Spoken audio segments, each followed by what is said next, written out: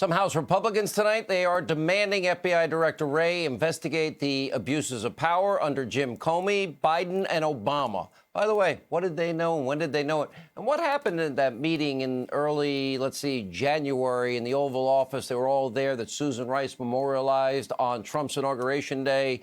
Oh, much later. Remember what we revealed last week? The FBI director found no derogatory information on Flynn, and they were ready to close out the investigation. Strzok stepped in, please keep this open. And Jim Comey obliged, despite no good faith or factual basis to do so. And as Andy McCarthy rightfully points out in a powerful new column, the FBI set up Flynn because he was an obstacle in the larger Trump-Russia hoax. That's how bad it got. And here to explain more, we have former Republican Congressman, Fox News contributor Trey Gowdy. Okay, everything we said and reported is true. When I read that letter last week, what is our goal here? Is our goal to get an admission? Is our goal to basically force somebody to lie and get them in a lie in the Logan Act? Is our goal to prosecute? Is our goal to get them fired? Should that ever be a question that any FBI agent asks? Because that's not the FBI I know.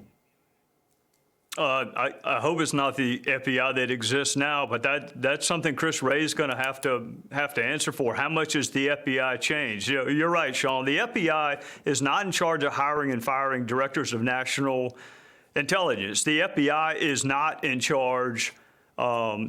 It's not their job to see what they can get away with, as Jim Comey said to that giggling gaggle of liberals when he was doing that Q&A. That is not the FBI. To see what you can get away with, try to get somebody fired, try to catch somebody in a lie. You're supposed to investigate crime, not create crime. But Peter Strzok is the antithesis of fidelity, bravery, integrity, which is what the FBI stands for. So you and I shouldn't be surprised. The same guy who launched the Russia investigations, the same guy that wanted to get Flynn and ultimately wanted to get Trump. All right, so I'm watching the AG, and I'm watching John Durham, the prosecutor. They, and my sources are confirming to me, they're the ones that insisted this be released. I have not seen any urgency from Director Wray.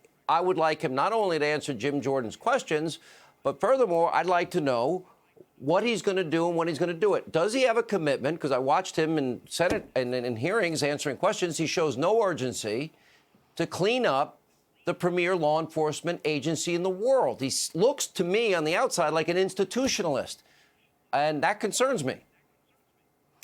Yeah, it shouldn't take a letter from Jim Jordan to get these questions answered. You know, Donald Trump picked Chris Wray. Bill Barr is his boss. The United States Senate, which is controlled by Republicans, confirmed Chris Wray. I want to know, is this still the FBI? Does the FBI still try to set people up for lies because you don't like the person that they work for? What has changed? That would be my question for Chris. Look, he wasn't around in 2016, but he's been there 2 years.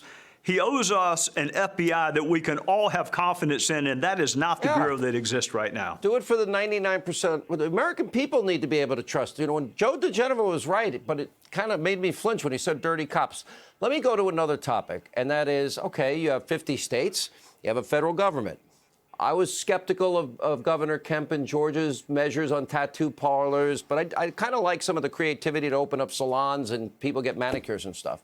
Then we see the draconian measures of Whitmer, for example, in Michigan, as Governor Huckabee was saying. Everybody in Michigan should be ticked off. She did a horrible job.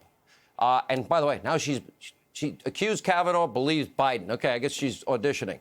So my question is, when you can't plant seeds and you can't get seeds and you can't cut your lawn, and these are ridiculous measures, denying people their rights, I understand their anger. I didn't like the guys. I want people to be heard for the better part of it. I believe in the First and Second Amendment. But my question is, what do you do when these governors are screwing up so badly? Oh, well, we have a rich history of civil disobedience, and the people of Michigan need to say, you're asking us to do these things, tell us why. What is the rational connection between what you're making us do and the outcome you hope to achieve? And if leaders can't convince us of that, then maybe we need new leaders. All right, Trey Gowdy, thank you as always.